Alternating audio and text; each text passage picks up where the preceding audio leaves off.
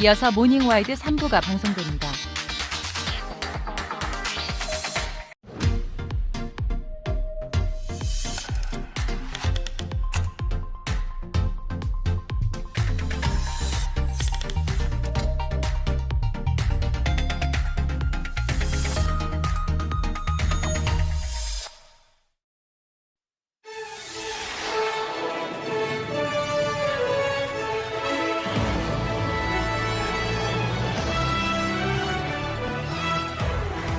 이틀 동안 계속된 한파 때문에 한반도가 꽁꽁 얼어붙었습니다. 전국 각지에 피해도 잇따르고 있는데요. 한반도를 덮친 한파 피해 현장, 날에서 취재했습니다. 골목길에 시커먼 연기가 들이웁니다. 서울의 한 빌라에서 화재가 일어난 건데요. 위험천만하게 창문으로 탈출을 시도하는 사람까지 있었던 긴급한 상황, 잠시 후에 전해드립니다.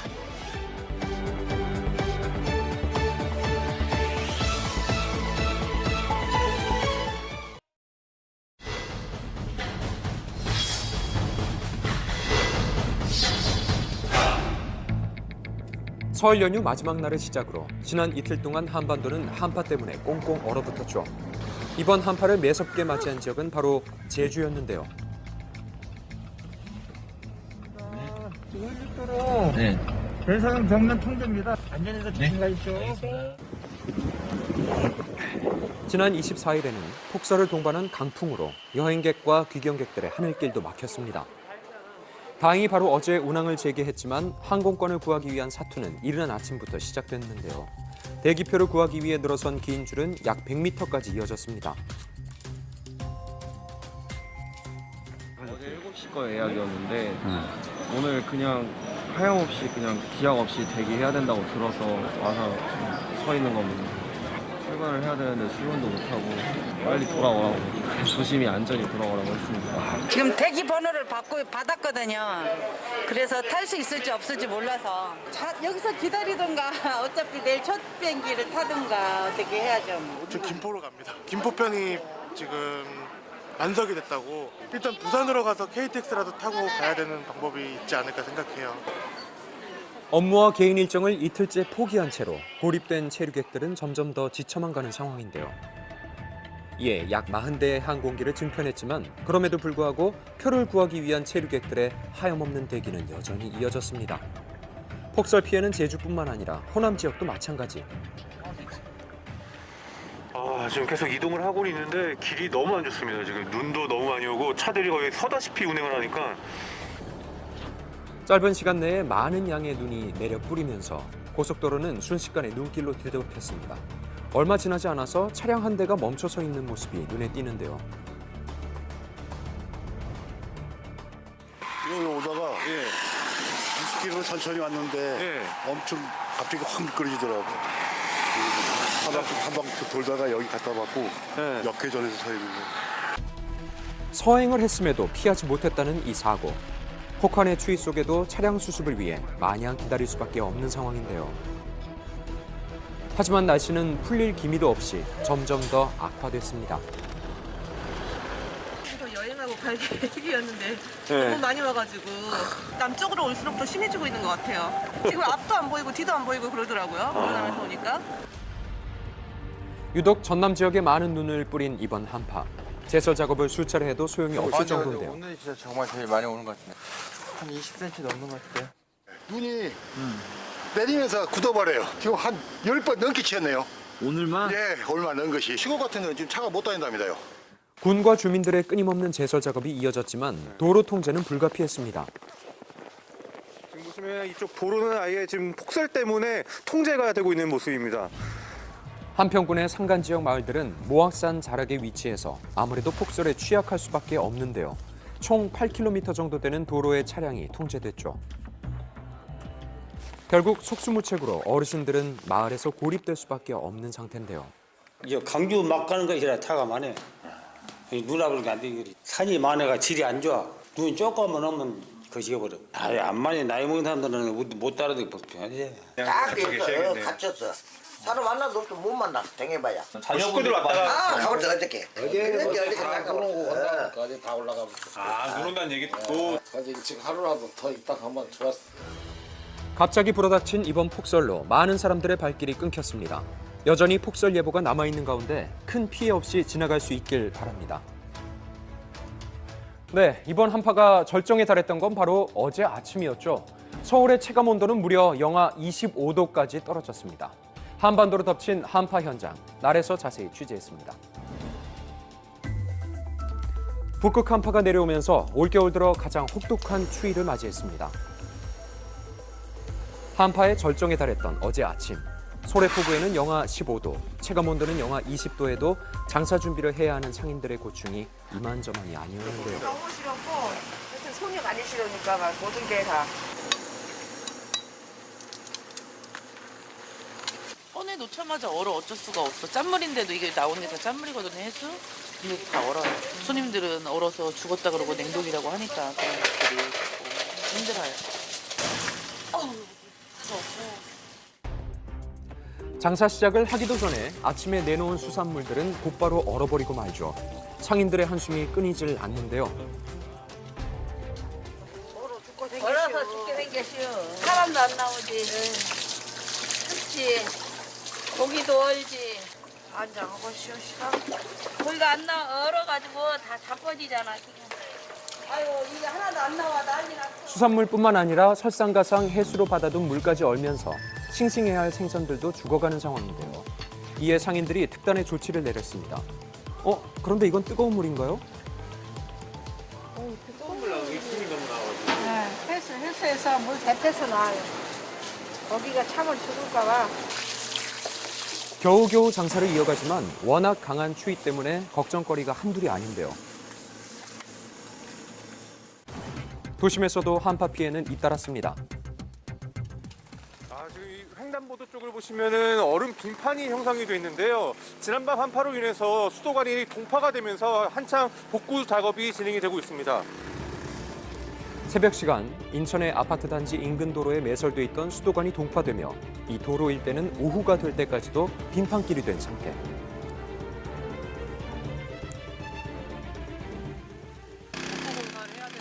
네. 지금 당장은 한파 지점을 확인해야 돼가지고 조치만 지금 하고 있어요. 어제까지 집계된 동파 사고 발생 건수는 전국적으로 140건이 넘는 상황. 피해는 주거지와 상가에서 빈번하게 발생했죠. 네, 안녕하세요. 수고하십니다. 네. 지금 누수 탐지 업체를 통해 접수되는 건들도 상당했습니다. 하지만 배관이 야외에 노출돼 있는 곳들은 곧바로 복구하는 것도 쉽지만은 않았는데요. 얘는 지금 바로 작업이 안 돼요. 스팀으로 어떻게 녹이는 그런 스팀으로 녹이는데 잠깐 한두 시간 한다고 될 일이 아니라서. 와, 더 추워진다는. 기록적인 한파가 수그러들었지만 수도권과 중부지방에 내려진 폭설 예보로 또 한 번 출근길은 비상이 걸렸습니다. 네, 지금 보시다시피 서울 지역의 출근길 많은 눈이 내려서 쌓이고 있습니다. 양화대교에 나가 있는 박성두 리포터 연결합니다. 박성두 씨. 네, 박성두입니다. 저는 지금 눈이 내리고 있는 양화대교 위에 나와 있습니다. 현재 기온은 영하 7도 정도로 어제보다는 조금 누그러졌다고는 하지만 바람이 제법 불고 있기 때문에 서 있으면 볼이 얼얼할 정도의 추위는 계속되고 있습니다. 지금 제 옆을 보시면 계속해서 눈이 내리고 있는 상황인데요. 시간이 지날수록 눈발도 점차 굵어지고 있습니다. 어제인 25일 오후 10시 30분을 기해 경기 5곳, 서해 5도와 인천시에도 대설주의보가 내려졌습니다. 오늘 새벽 3시부터는 서울 서남권과 서부권에도 대설주의보가 발효됐는데요. 점차 중부지방으로 이동할 것으로 보입니다. 기상청은 오늘까지 수도권에는 2에서 7cm, 많은 곳은 10cm 이상의 눈이 내릴 것으로 전망하고 있는데요. 특히 출근 시간대에 눈이 집중되는 만큼 철저한 대비가 필요해 보입니다. 내리는 눈과 추운 날씨로 도로가 꽁꽁 얼면서 지금 다니고 있는 차량들도 제속도를 내지 못하는 모습인데요. 서울시에서는 이 폭설로 교통 대란이 예상됨에 따라 출퇴근 시간대 지하철과 시내버스 배차를 각각 30분씩 연장하기로 했습니다. 출근길 대중교통을 이용하시는 분들은 참고하시면 좋을 것 같습니다. 자, 다시 한번 말씀드리지만 현재 눈이 내리고 있기 때문에 도로 상태가 상당히 좋지 않습니다. 무엇보다 안전운전 유념하시길 바라겠고요. 저는 잠시 후에 이어서 날씨 상황 전해드리겠습니다.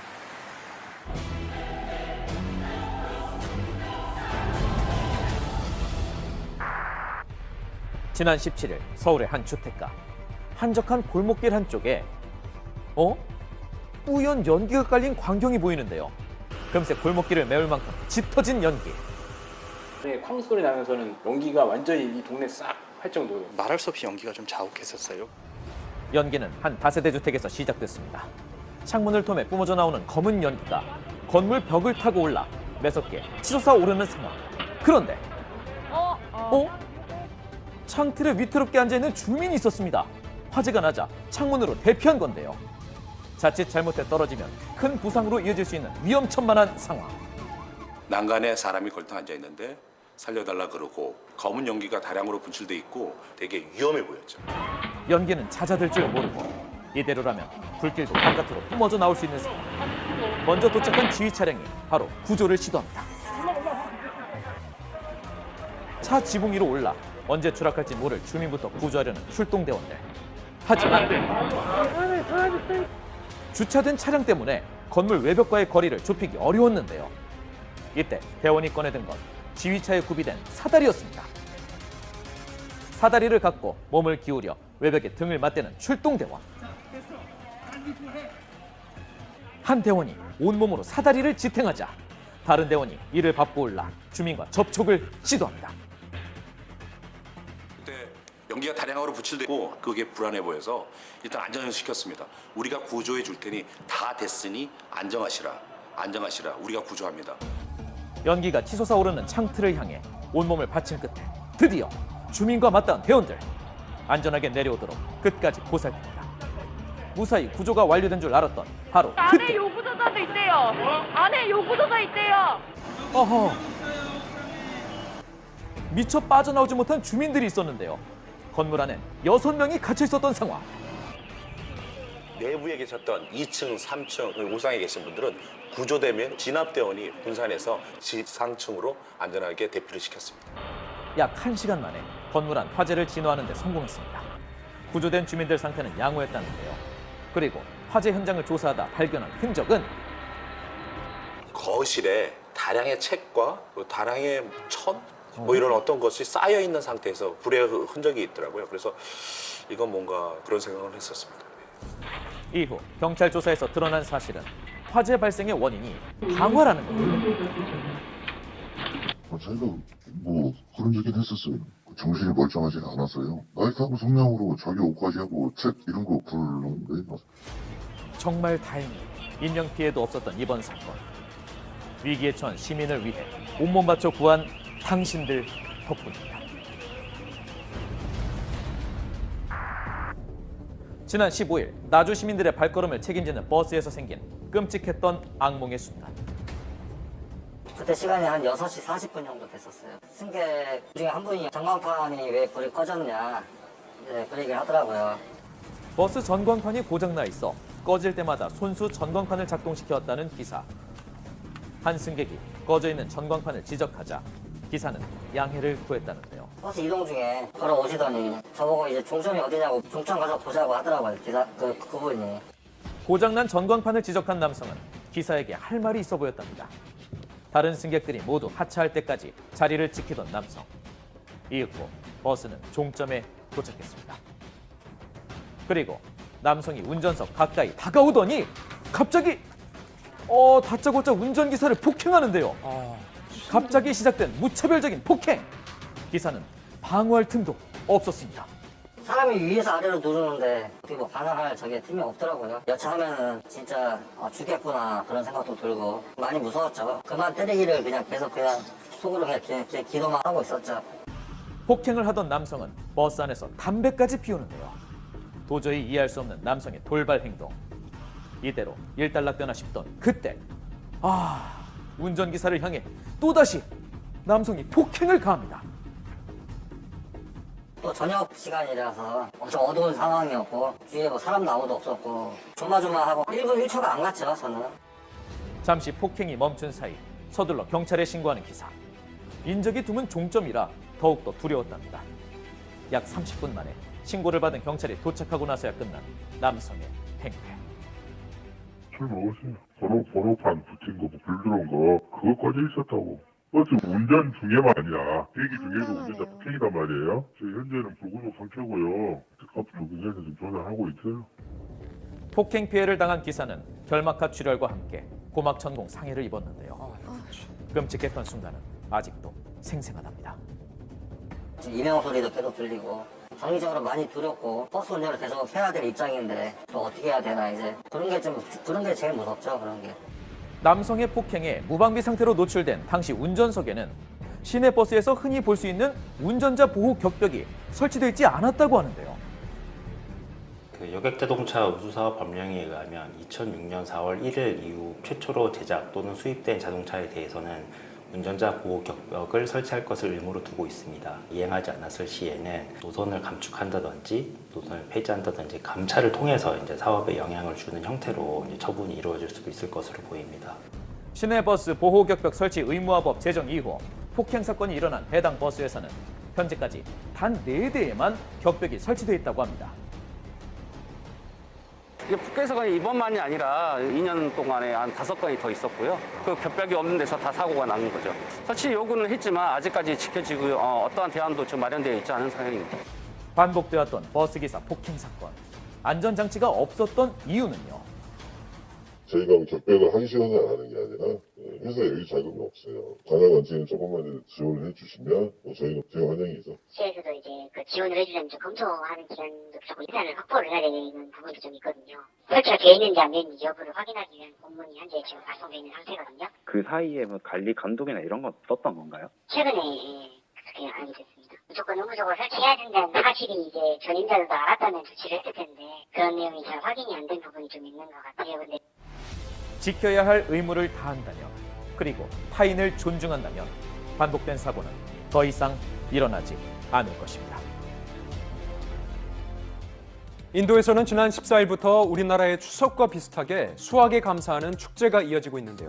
이 축제 기간 중 연날리기 대회에서 사상자가 발생해 충격을 안기고 있습니다. 어린이를 포함해 6명이 사망한 가운데 연줄에 바른 쇳가루와 유리가루가 사고 원인으로 지목돼 논란이 일고 있습니다. 현지 상황 바로 만나보시죠.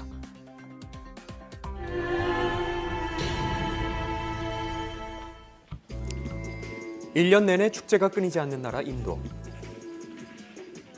지난 14일 인도에서는 힌두교의 추수감사 축제인 마카르 상크란티가 열렸습니다. 지역별로 길게는 열흘 동안 이어지는 이 축제. 강에서 몸을 씻고 각종 전통 놀이를 즐기는 기간이기도 하죠. 이웃, 사촌, 가족 이렇게 친지들 모여서 명절 음식 해먹고 전통 민속놀이를 즐기는 큰 축제입니다. 특히 구즈라트 주에서는 연날리기가 이미 세계적인 행사로 많이 발돋움한 데 있거든요. 올해도 축제를 맞아 개최된 연날리기 대회. 건물 옥상에 올라가 연을 날리기 시작하는데요. 보기 힘든 특유의 큰 사이즈, 대형 연 같은 것도 들고 오고 심지어는 유리 같은 가루 이런 걸 연줄에다가 발라서 연싸움을 시작을 하죠. 그래서 이 연날리기 행사 때 이제 사건 사고가 좀 벌어진 것 같습니다. 상대방의 연줄을 더 잘 끊기 위해서 줄에 유리가루와 쇳가루 등을 입히는데요. 이 때문에 튼튼해지고 날카로워진 연줄이 사람의 목을 휘감는 사고가 발생하고 만 거죠. 오토바이 운전자들한테는 더욱 치명적이었던 연줄. 마치 면도날처럼 날카로워진 연줄에 목이 베이면서 어린이 3명을 포함해 6명이 사망했습니다. 연을 날리다가 추락하는 등 부상자만 170명이 넘는 상황. 우승자한테는 상금이 또 수여가 돼요. 과도한 경쟁으로 그게 그냥 계속 성행이 됐다가 사건 사고가 발생이 때문에 이제 인도에서 금지를 시켰어요. 그래도 사람들이 그냥 하는 거죠. 그러다 보니까 이제 매년 이렇게 인명 피해가 발생하고 있습니다. 연 날리기만큼 인도에서 인기가 많은 축제 전통 놀이인 투게. 이 역시 매 경기마다 돈을 걸기도 하면서 과열되기도 합니다. 급기야 달개 발목에 칼을 다는 사람까지 등장했는데요. 하지만 경기 중 이 칼에 베어 사망자가 발생하며 논란이 커지고 있습니다. 18년도에 이제 그 칼날 금지를 했는데도 불구하고 그 2년 후에 이 투개장을 단속하던 경찰한테까지도 베어갖고 또 사망했다고 해요. 정부에다가 항의를 한다지만 또 내년에도 또 투개가 벌어질 겁니다. 연날리기도 마찬가지고요. 이렇게 명절을 즐겨야 하는 건지 그 부분이 굉장히 안타깝습니다.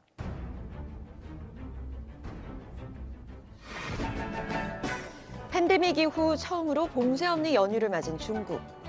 최근 중국 북단의 도시 하얼빈에서는 세계 3대 겨울 축제로 손꼽히는 빙설 축제가 열렸습니다. 3년 만에 화려한 개막. 하지만 I come from Mexico, where it's normally quite warm. So first impression is a bit of a shock. It is very cold. 보통 외국에서도 많이 오는 걸로 알고 있는데 원래도 계속 추운 지역이고 게다가 이제 코로나 때문에 많이 못 오고 있는 게 사실인 것 같아요. 러시아와 맞닿아 있는 중국 최북단 헤이룽장성의 모허시는 상황이 더욱 심각합니다. 말 그대로 얼어붙어버린 도시, 기상관측 이래 역대 최저 기온인 영하 53도를 기록 중인데요. 看漠河，冷，就是窗户。我们这屋还是地热呢，都冷成这样，这外头多冷。出来10分钟，看我这脸、眼毛，还有这个帽子上全都是冻霜啊！这就是大东北的冬天。 세계에서 가장 추운 겨울을 보내는 시베리아. 이곳의 상공에 있던 차가운 공기가 약해진 제트 기류를 뚫고 남하하면서 중국이 먼저 한파를 맞이한 건데요. 지금 중국에서도 유일하게 그 오로라도 볼 수 있고 4월 달에 잠깐의 봄 기간이 있지만 그렇게 크게 의미 있는 지역은 아니거든요. 5월을 보통 중국 사람들은 중국의 북극이라 불러요. 그냥 중국에서 가장 추운 지역으로 알고 있습니다. 한편 1년 중 가장 큰 명절인 춘절을 맞이했던 중국. 3년 만에 봉쇄도 마스크도 없는 자유로운 명절을 맞이하면서 정부 추산 21억 명이 관광지와 고향을 향해 이동했는데요. 应该是差不多了吧，80%、90%了，挺好。以前稍微有点担心，现在已经无所谓了，感觉现在得了没什么事，就是疼2天而已。 너무 다른 분위기인 것 같아요. 작년에는 설이라는 느낌을 못 받았거든요. 집에 갇혀 있는 게 너무 당연한 그런 시대였어요. 근데 올해는 갑자기 확 풀리다 보니까 19년도 이전으로 돌아간 느낌이고 외국인이 걸리고 나서 괜찮다고 생각을 하는 것 같아요. 되찾은 명절로 들뜬 분위기는 춘절의 상징과도 같은 불꽃놀이에 그대로 드러났습니다. 과거 대기질과 안전 문제 등을 이유로 금지됐음에도 불구하고 크고 작은 불꽃놀이가 이어졌던 중국. 경찰의 단속도 속수무책이었는데요. 저 잠을 못 잘 정도로 올해가 거의 역대급으로 많이 터지고 있어요. 그 앞에 아파트에서도 뭐 수백 개씩 계속 터지고 있어요. 사람들이 그냥 계속 쌓여있던 답답함이 그냥 올해는 그냥 분출이 된 것 같아요. 이뿐만이 아닙니다. 춘절을 전후로 인구의 약 80%가 코로나19에 감염됐다는 분석이 나오고 있는 상황. 팬데믹 이후 첫 대규모 인구 이동에 지역까지 감염이 확산할 것으로 예견되며 새로운 변이에 대한 우려가 커지고 있는데요. 다른 국가들에서도 우려하는 것 같긴 한데 사실 체감상으로는 이미 고비는 지난 것 같거든요. 지금은 코로나로 아픈 사람들을 찾아보기도 힘들거든요. 사실 약도 지금은 이제 충분히 공급이 되고 있는 상황이기 때문에 거의 지나갔다, 그냥 피니쉬 같은 느낌이에요. 최근 파업과 시위가 끊이질 않고 있는 프랑스. 지난 19일 혁명의 상징과도 같은 파리의 한 광장이 8만여 명의 인파로 가득 찼습니다. 경찰의 무력에도 굴하지 않고 시위를 이어가는 시민들. 이 격렬한 항의의 원인은 프랑스 정부의 연금 개혁안 때문이죠. 프랑스 전국적으로 대략 200개 넘는 도시에서 100만에서 150만 정도의 국민이 참여한 대규모 시위가 좀 진행됐었습니다. 지난 10일 발표된 이후 프랑스 사회에 파장을 일으키고 있는 개혁안. 연금의 최저 수령 금액을 올리는 대신 기존 정년 퇴임 나이를 2년 더 늘리고 근무 기간은 1년 연장했습니다. 희망 은퇴자들의 연령대가 앞당겨지며 10년 후 재정이 심각하게 부족할 거라는 예측이 나온 거죠. 이에 과거부터 꾸준히 연금제도 개혁을 시도해왔던 프랑스. Et donc nous le ferons avec respect, esprit de dialogue, mais détermination et esprit de responsabilité. 역대 모든 프랑스 정부가 연금 개혁을 추진했었는데 그런 연금 개혁을 추진했던 정부들은 연임에 좀 실패했던 경우가 있었어요. 마크롱 대통령은 연임에 성공을 하면서 더 이상 또 연임의 기회가 없다 보니까 이번에 이 어떤 연금 개혁안을 조금 더 강력하게 진행을 하는 것 같아요. 현재 프랑스가 공적연금에 지출하고 있는 예산 규모는 전 세계에서 3번째로 높은 데다가 은퇴연금을 받을 수 있는 나이 역시 유럽연합 내에서는 2번째로 빠릅니다. 하지만 오랜 시간 일해온 만큼 일하지 않을 권리에 초점을 맞추고 있는 프랑스의 시민들. 정년을 2년이나 늦추는 연금 개혁안에 인구의 절반 이상이 반대 중인데요. 심지어 학생들 또한 시위에 대거 참여했죠. Depuis qu'on est enfant à nous dire que nous n'aurons pas de retraite et avec ce projet-là, d'être après 64 ans, c'est empêcher les gens de profiter de cette période de retraite. 한국은 아직까지도 은퇴를 좀 늦게 하시는 편인데 프랑스 평균 노동 시간이 주당 30시간 정도 일을 하시는 건데 지금 그것도 많은 일을 하는 거다. 오히려 은퇴 연령을 60세로 낮춰야 된다라고 계속해서 덜 일하고 오랜 시간 좀 인간으로서의 권리를 누리겠다. 자신들의 행복이 중요하다라고 주장을 하고 있습니다. 대다수의 노동 인력이 연금 개혁 반대 시위에 참여하며 대중교통과 학교 등 공공기관의 약 60%가 파업에 돌입한 상황. 현재 노동업계 쪽과 정부 쪽의 입장 차이가 너무 큰 상황이다 보니까 1월 31일도 파업이 예정되고 있고 시위들은 좀 계속되지 않을까 예상하고 있습니다. 첨예한 대립의 시작점에 선 프랑스. 과연 연금 제도를 무사히 개선할 수 있을까요? 우리와는 반대로 뜨거운 한여름이 시작된 아르헨티나. 지난 연말부터 무더워지기 시작했던 아르헨티나에는 60년 만에 최악의 가뭄이 닥쳤습니다. 절반 이상의 농장이 가뭄에 시달리고 있는데요. 아르헨티나 농작물들은 내수 시장보다 사실은 수출용이거든요. 그렇다 보니까 경제적인 영향을 지금 많이 줄 것 같다고 예상들을 합니다. 그리고 실질적으로 매일같이 소비하는 그런 야채 가격이 작년 12월에 비해서 거의 100% 이상 뛴 것 같아요. 이뿐만이 아닙니다. 낙농업이 주요 산업임에도 불구하고 가뭄과 더위로 소를 키울 수 없어진 상황. 한 지역에서만 3,000마리가 폐사했는데요. Acá en esta parte se murieron más de 200 vacas. Bueno, hemos hecho varios de estos montones de 50, 60, 70 animales con la ventana abierta y escuchamos toda la noche balar y balar y balar 100, 150, 200 terneros y sabés que es 연일 40도 이상의 불볕더위가 지속되면서 가뭄으로 인한 피해 규모가 무려 100억 달러로 예견되는 상황. 하지만 이상기후는 좀처럼 끝나지 않고 있습니다. 강하구의 물고기들이 수온이 올라가고 강바닥이 말라서 많은 수의 물고기들이 폐사됐어요. 최근 이상기후로 인한 피해가 굉장히 많은 편이에요. 건기임에도 불구하고 일부 지역에 국한된 폭우가 있었습니다. 지난 20일에도 가뭄에 시달리고 있던 산타페주 로사리오시에 갑자기 물폭탄이 쏟아진 겁니다. 수도 부에노스아이레스에도 약 사흘간 내린 빗줄기에 침수 피해가 이어졌는데요. 그런 폭우 같은 비가 오는 게 아니라 골고루 쭉 뿌려주는 비가 필요한데 도심 위주 피해가 컸어요. 그래서 아직까지도 아르헨티나에는 전 지역이 가뭄 상태에 있습니다. 악재가 겹친 아르헨티나. 해결되지 않은 이상기후에서 벗어날 수 있길 바랍니다.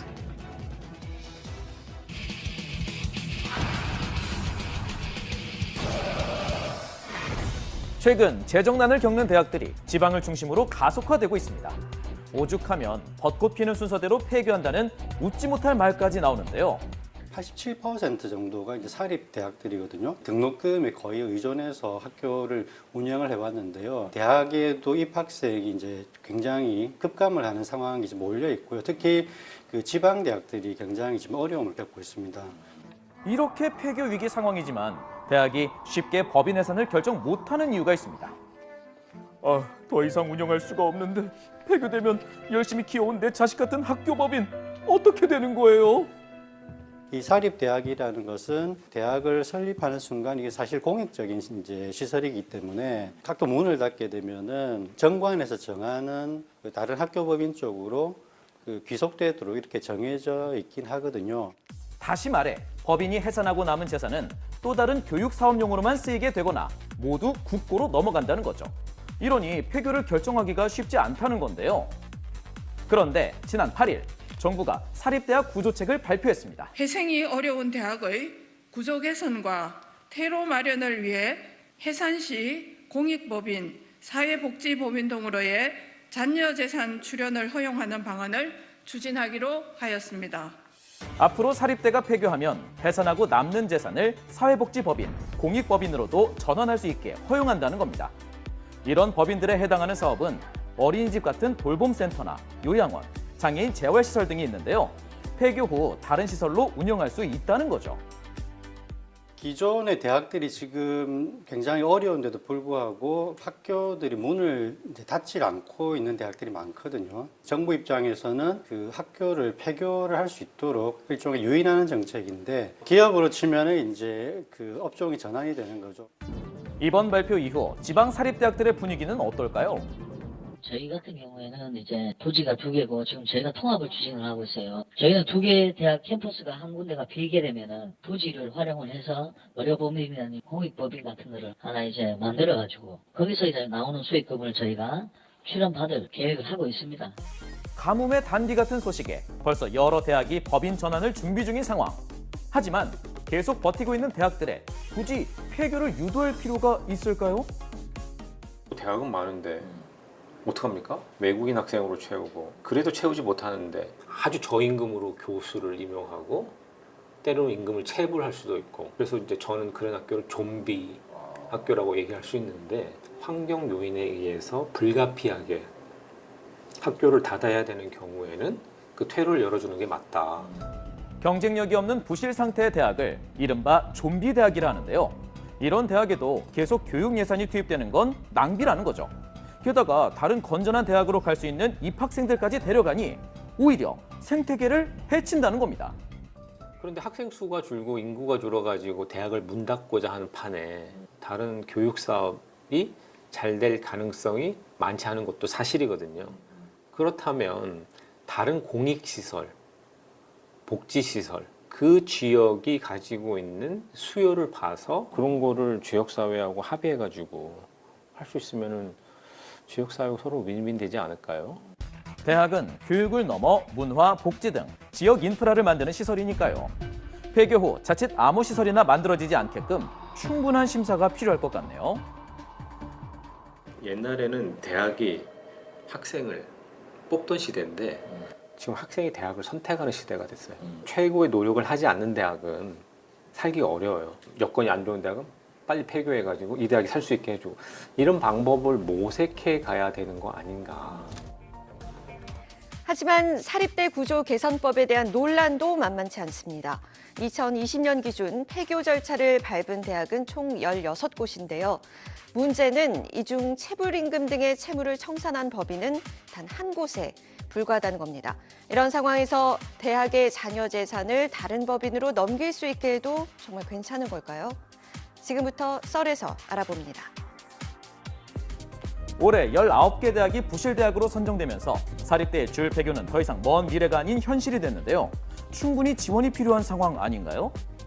근데 지금의 이제 이런 그 자산 규모가 형성되는 데 있어서는 이제 지자체 지원이라든지 등록금을 가지고 시설들을 짓고 그러면서 이 자산들이 이렇게 굉장히 많이 형성이 된 것이거든요. 사회복지법인이나 공익법인으로 이게 전환한다고 하더라도 이분들에게 결국 또 법인의 운영권을 이제 인정해주기 때문에 이거 역시도 이제 문제라고 볼 수 있겠죠.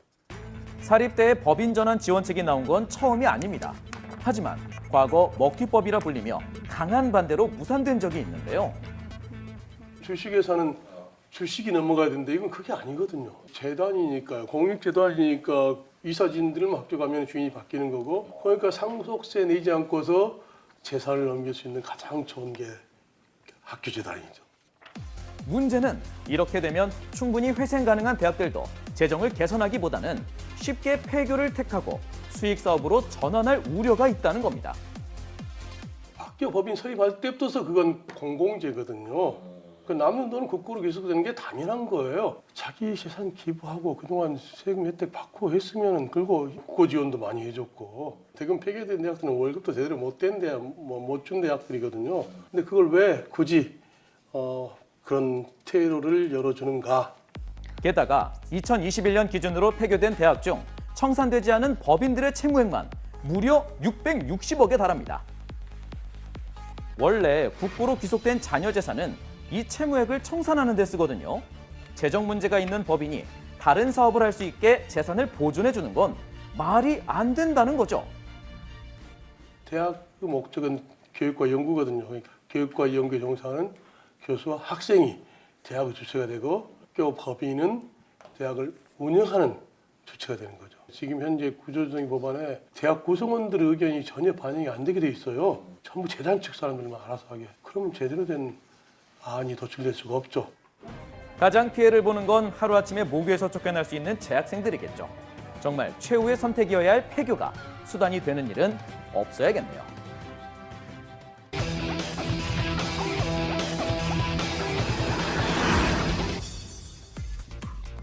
산림 면적이 국토의 3분의 1을 차지하는 우리나라.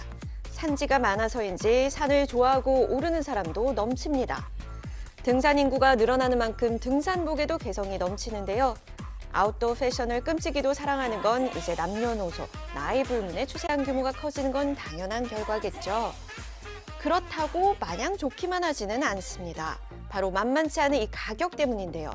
싼 게 비지떡이라는 옛말처럼 비싼 값을 하는 데는 이유가 있을 것도 같은데 정말 그런지 자세히 살펴봤습니다. 확장된 폴리테트라플로로에틸렌 물질로 만든 얇은 막을 폴리에스테르나 나일론으로 된 일반 천을 양쪽에 붙이는데 겉감과 안감 사이에 포함되어 있다는 수상한 소재. 대체 어떤 기능을 하길래 이렇게 액체 인기를 끄는 상태인 걸까요? 비들은 들어오지 못하고 땀이 난 상태의 증기들은 밖으로 빠져나가게 돼서 방수와 땀이 빠져나가는 투습 기능이 동시에 이루어지게 됩니다. 이런 상반된 특성을 동시에 지녔기에 높은 가격을 형성하고 있는 거겠죠. 큰맘 먹고 장만했다면 그 관리법에도 관심이 가는 건 당연한 일일 텐데요. 문제는 그 진위를 알기 어렵다는 겁니다. 이게 잘 빨기가 쉽지가 않아서 세탁을 잘 하기가 쉽지가 않아서 그런 얘기가 나오는 것 같습니다. 비싼 것도 있고 또 세탁을 했더니 비를 맞았더니 이게 젖어들더라. 세탁을 하면 안 된다. 뭐 기능이 떨어진다 이런 게 있는데 그런 경우 있어요. 세탁을 아예 안 하는 게 최선이다. 세탁 횟수가 잦으면 기능이 떨어진다. 소문도 무성한데요. 하지만 이제 고민은 접어두고 마음껏 세탁해도 될 것 같습니다. 바로 이것 덕분인데요. 이름하여 아웃도어 전용 세제. 제품의 주요 기능인 방수, 발수, 투습을 지킬 수 있다면 안 쓸 이유가 없겠죠. 가격은 조금 비싸지만요. 이 세제 하나로 값비싼 옷을 오래오래 입을 수 있다고 하니 그야말로 관심이 뜨겁습니다. 몇 번을 세탁하든 기능은 끄떡없다고 하는데 사실일까요? 특별히 기능성 소재 전용 중성 세제를 사용하실 이유는 없지 않을까? 각광을 받는 아웃도어 전용 세제의 것만 굳이 쓸 필요는 없다고 말하는데요. 그 효과에 대한 의혹이 풀리지 않으니 소문의 진상을 알아봐야겠죠. 자, 처음부터 다시 짚어보겠습니다. 제품 포장지에 적힌 별도의 기능만 보면 당연히 사용해야 좋을 듯 하지만 과연 그게 맞을지 세탁 전문 업체를 찾아서 그 답을 찾아보기로 했습니다. 전문가도 전용 세제를 쓰고 있는지부터 확인해 볼까요? 기능성 우리들은 거의 중성 세제로 세탁을 하고요. 따로 기능성 전용 세제는 쓰지 않고 있습니다. 전문가는 중성 세제만으로 말끔하게 세탁할 수 있다지만 기능이 걱정입니다. 일반적으로 소비자분들이 보시는 방수에 대한 느낌은 이 겉감 천에 물방울이 떨어졌을 때 이렇게 굴러내리는 모습을 보고 이제 방수를 연상을 지으시는데 사실 그거는 방수가 아니고 발수라고 하는 기능을 보여주는 거거든요. 그런데 한참을 사용하다 보면 그 기능이 떨어집니다. 그 이유는 뭐냐면 얘가 기계적으로 내구성이 좀 좋지를 않거든요. 코팅해둔 막이 변질 또는 변형되면 표면이 축축하게 젖을 수 물이 있으니까요. 통과되는 방수 기능은 유지가 되고 겉은 발수, 속은 방수와 연관돼 있으니 혹여 겉면이 젖어도 속까지 젖을 일은 없다는 겁니다. 발수 기능이 없어지면 그 외부에 있는 겉감에 물이 흡수가 되고 멤브레인층 있는 데까지 막아주는 역할을 하게 되면서 투습 기능이 저하가 되거든요. 땀 배출이 잘 안 되면 비닐로 된 비옷과 마찬가지일 텐데요. 옷을 다시 말리시고 나서 그 바스 코팅제로 처리를 하시면 그 기능이 다시 살아나거든요. 그래서 이 기능 자체는 언제든 재생이 가능하기 때문에 정말 중요한 요소라고는 볼 수가 없습니다. 관건은 미세한 구멍으로 이루어진 멤브레인이라고요. 내부에서 나오는 땀에 의해서 유기물하고 그 기름하고 또는 화장품들 이것에 의해서 멤브레인의 그 작은 구멍들이 막히는 것이 큰 문제가 되는데 중성세제에 있는 그 계면 활성제들이 얘들을 이제 둘러싸가지고 벗겨내는 거거든요. 세탁할 때 사용하는 세제가 옷의 기능과 수명을 좌우한다는 얘기가 있는데 과연 사실인지 확인해 보기로 했습니다. 이른바 기능성 의류를 서로 다른 세제로 각각 10회씩 도합 30번 세탁했는데요. 물 분자가 겉감에 얼마나 튕겨져 나가는지 혹 그 일부가 안까지 스며들진 않는지 또 그로 인해 땀과 습기가 차진 않는지 측정하고 분석한 결과는 의외였습니다.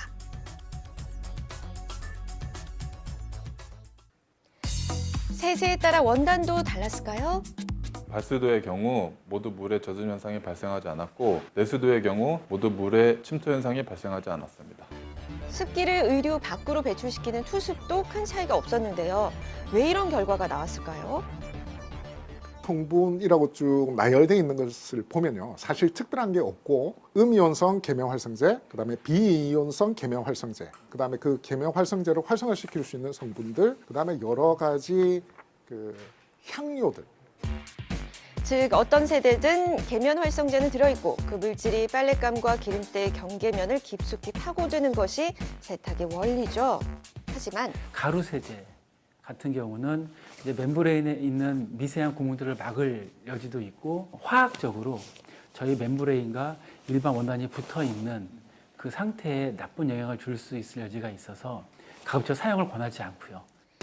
필터 역할을 하는 멤브레인을 지키려면 가루보다는 액체 상태가 안전할 듯한데요. 우울세제는 사용하시면 안 됩니다. 우울세제는 실리콘을 이용한 계면 활성제를 사용하는 경우가 있는데 이 실리콘 계열의 계면 활성제가 이 그 멤브레인의 작은 구멍을 막거나 하는 그런 위험성이 있기 때문에 우울세제는 사용하시지 않는 게 좋습니다. 중성세제는 되고 우울세제는 또 안 되고 조금 헷갈려도 세탁은 필수입니다. 오히려 세탁을 안 하시는 게 내부에서 난 땀 같은 것들이 역으로 안쪽에 쌓이게 되는 경우가 더 안 좋거든요. 그래서 저희는 세탁을 권장해 드리고요. 기계 세탁은 아무래도 회전력에 의해서 좀 손상될 수 있는 부분이 있기 때문에 부드러운 솔로 최대한 조금씩 그냥 살살만 문지르셔도 충분히 세탁이 되기 때문에 손 세탁하시는 걸 추천드리고 있어요. 중성세제를 푼 물에 손 세탁한 뒤 자연 건조시키기 어렵지 않죠? 잊지 말고 꼭 따라해 보세요.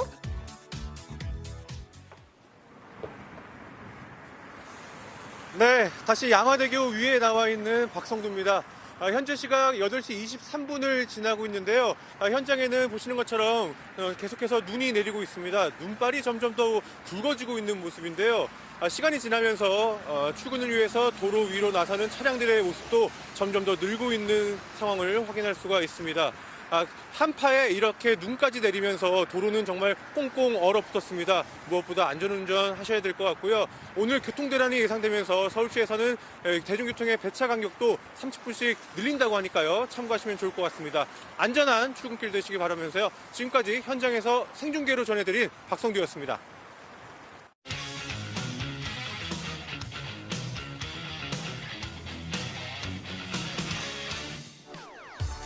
연예뉴스 강경윤 기자와 함께합니다. 네. 국내는 물론이고 해외에서도 이 뉴진스의 디토 열풍이 대단하다고요? 네, 그렇습니다. 가수들부터요, 일반인 외국인들까지 디토의 노래와 안무를 따라한 커버 영상 또한 많은 인기를 얻고 있습니다.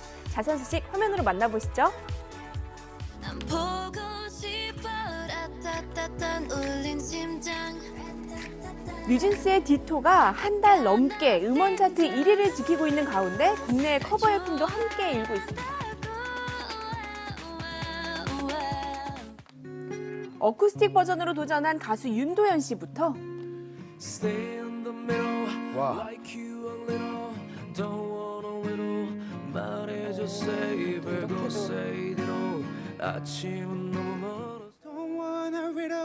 말해줘 say it back oh say it ditto 아침은 너무 멀었어 say it ditto 감미로운 목소리의 멜로망스도 커버에 도전했죠. 이렇게 연예인들뿐만 아니라 많은 팬들의 디토 커버 영상들이 쏟아지고 있는 가운데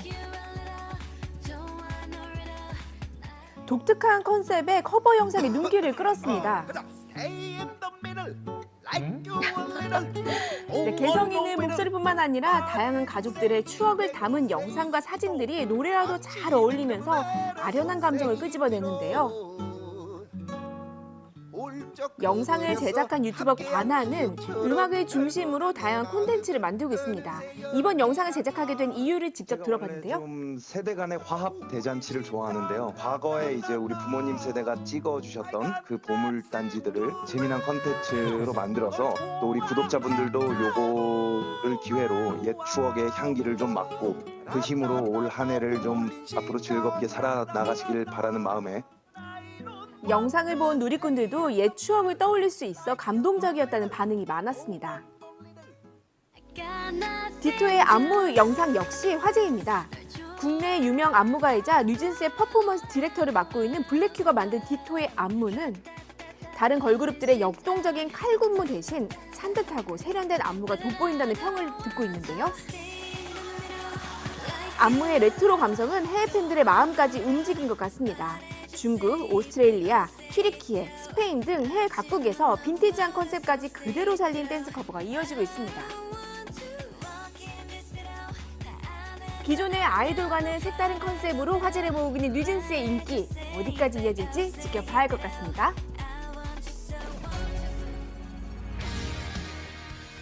(30여 년) 만에 연극 레드로 소극장 무대에선 유동근 씨를 만났습니다. 레드라는 작품이 사실 상도 많이 받았고 많은 사람들이 명작으로 기억을 하고 있는데요. 이 무대에 서시는 특별한 이유가 있으신지도 궁금합니다. 제가 주로 이제 사극을 많이 했잖아요. 대하 드라마 같은 경우에 한번 투입되면은 한 1년에서 한 2년 정도 그렇게 가요. 그렇게 가니까 아무래도 이제 그 이외의 작업을 하기가 어렵죠. 예, 그러다 보니까는 늘 이렇게 막연히 연극을 한번 하기는 해야 되는데 그러다가 레드라는 이제 대본을 만나게 됐고 저희 레드라는 이 연극에서는 강렬함, 예술의 고뇌, 고민 그리고 소위 신세대와 구세대가 갖고 있는 어떤 갈등 거기서 아주 서로 열띤 그 뜨거운 논쟁을 통해서 거기서 로스코는 자기 자아를 찾게 되는 거죠.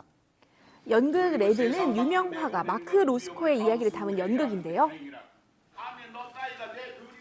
못하면서 뭐라고 짓거려야 되는 거예요? 레드, 이걸 그리고 싶은 거야. 그럼 네가 해. 자, 이것도.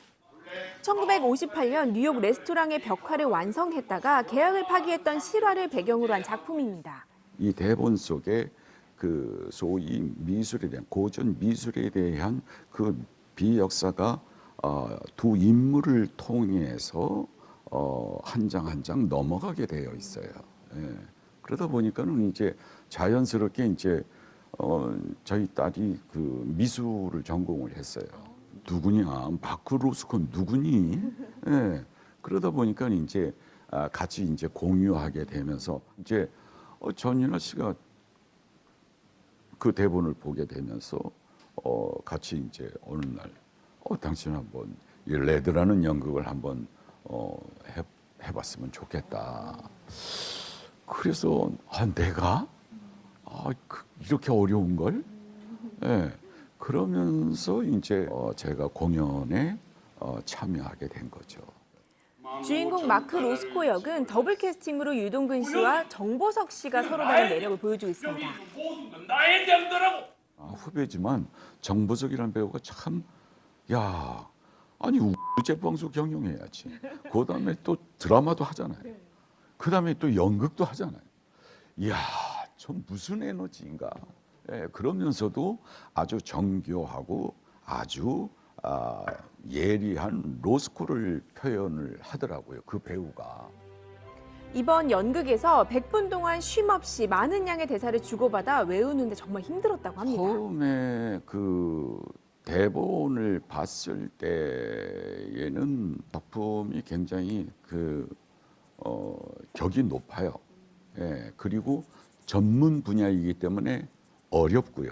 그러니까 가장 고민이 됐던 대사가 첫 대사가 마크 로스코의 대사가 뭐가 보이지 이거예요. 그래서 이야 이 뭐가 보이지가 도대체 뭐냐. 그래서 자도 타도 뭐가 보이지 여기 가도 뭐가 보이지를 그렇게 많이 떠들었어요. 데뷔 43년차 배우 유동근 씨가 심혈을 기울여 연극 무대에 선보이는 화가 마크 로스코의 모습 직접 보고 느껴보시기 바랍니다. 2023년에는 뭔가 새로운 걸 푸짐하게 펼칠 수 있는 그런 한 해가 되셨으면 합니다. 레드는 아주 좋은 연극입니다. 많이 사랑해 주십시오. 감사합니다. 추위가 주춤하긴 하겠지만 주말까지 영하 10도 안팎의 한겨울 날씨가 이어지겠습니다. 특히 한파에 이어서 밤사이에는 수도권 지역에 폭설이 우려됩니다. 서울을 비롯한 인천과 경기 충남 지역에는 10cm가 넘는 폭설이 내릴 것으로 예상됩니다. 오늘 하루 안전하게 잘 보내시고요. 저희는 내일 아침 다시 찾아뵙겠습니다. 고맙습니다.